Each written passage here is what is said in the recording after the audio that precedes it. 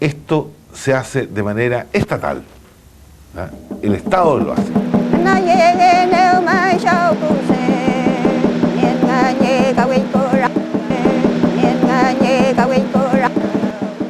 En 1879, en esta zona donde Juana Millagual, que era la caciquilla de la comunidad, tenía alrededor de 10.000 hectáreas de tierra, que poseía, digamos, todas estas tierras estaban en manos de ella.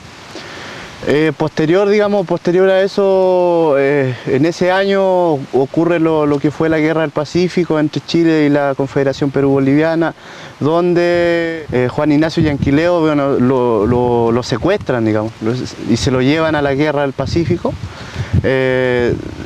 Dentro de ese año, las conclusiones que al menos sacamos nosotros de que todavía Chile no tenía soberanía sobre el territorio mapuche.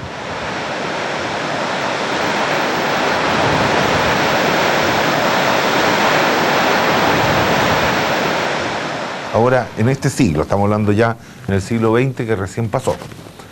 El año 1927 se empezó a discutir una ley indígena que permitía la división de las comunidades.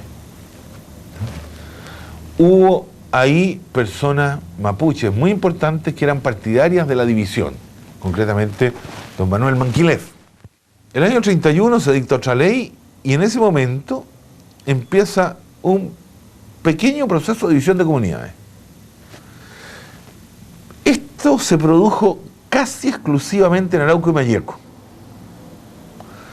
La gente de Cautín no quiso dividirse. Entonces ese territorio, al menos en lo que es la parte que correspondió a lo que quedó en manos de Chile, son aproximadamente 10 millones de hectáreas, si es que tú consideras desde el río Biobío hasta la provincia de Yanquihue. 10 millones de hectáreas. Ahora, si tú ves qué es lo que quedó en posesión nuestra hasta 1930, que es el año en que termina la erradicación, es decir, esto de que el Estado nos haya reducido a nosotros a espacios pequeñitos de tierra y nos dio un título, que en algunas partes se llama título de merced, son solamente 500.000 hectáreas.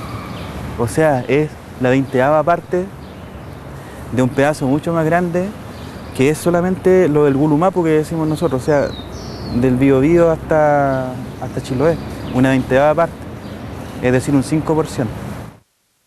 Entonces hubo algunos años, estoy hablando de los años 30, en que muchas comunidades se dividieron en la zona de Malleco y en la zona de Arauco. ¿Qué significaba que se dividía la comunidad? Que el título de merced se dividía entre las distintas familias.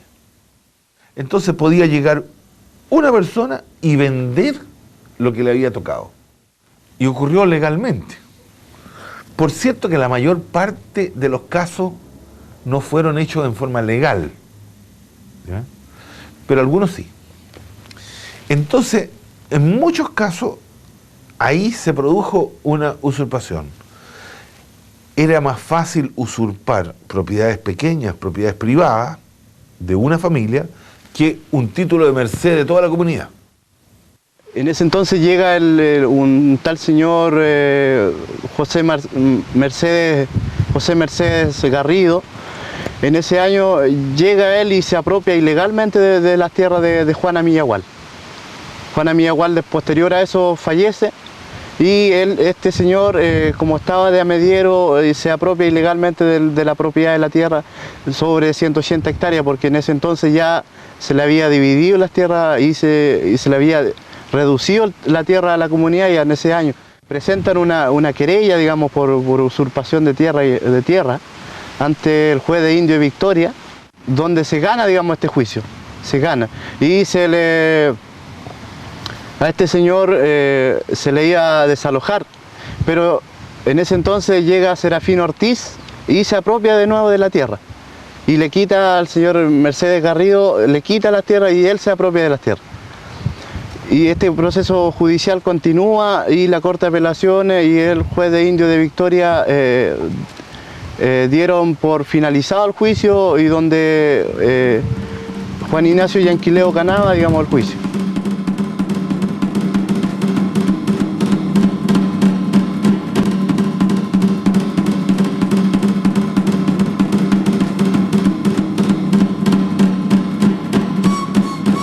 se llegó al año 60, 62, 65, con una enorme cantidad de tierras que los mapuches señalaban como usurpadas. Entonces la reforma agraria comenzó, en la parte mapuche estoy hablando, comenzó en la provincia de Arauco, expropiando, incluso con la ley de Jorge Alessandri Rodríguez, incluso con esa ley, no la ley de Eduardo Frei Montalva, sino que todavía con la ley de Alessandri Rodríguez, expropió muchos campos, muchos fundos. Pongamos nombre a los fundos: Sara de Levo, Rucarraqui, Paicaví, Huentelolén, ¿no es cierto?, etcétera, Yeu Yeu, muchos fundos que hoy día también son conocidos dentro de esto. Y entonces esos fondos se le entregaron a las comunidades. Claro, es decir, mucha gente, por ejemplo, llegaba, durante la reforma agraria, llegaba la gente antigua con sus títulos de merced, con sus papeles grandes, así.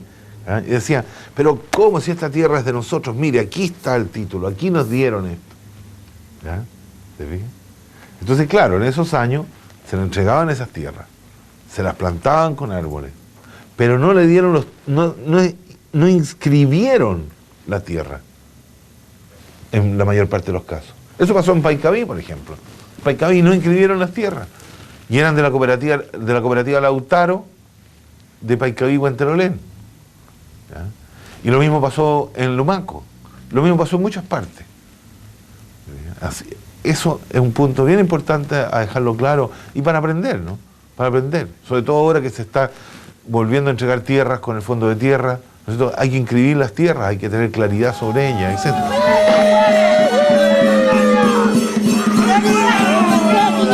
Posteriormente la reforma agraria, en un sinnúmero de fondos donde se le han restituido las tierras a los mapuches, producto tanto de la acción del movimiento mapuche como de los convenios que hace en ese tiempo el Instituto de Desarrollo Indígena con la Corporación de Reforma Agraria, se restituyen estas tierras y posteriormente viene el proceso de contrarreforma agraria, es decir, la devolución, prácticamente toda la Araucanía hay los procesos de revocación, es decir, de la expropiación, es la devolución de los predios a los antiguos propietarios, en la cual prácticamente las tierras transferidas a las comunidades mapuche no sobrepasa más del 5%, o sea, el 95% de las tierras que estuvieron en manos mapuche son devueltas a los antiguos propietarios y en algunos casos la CORA transfiere a CONAF y posteriormente CONAF remata estas tierras de aptitud forestal a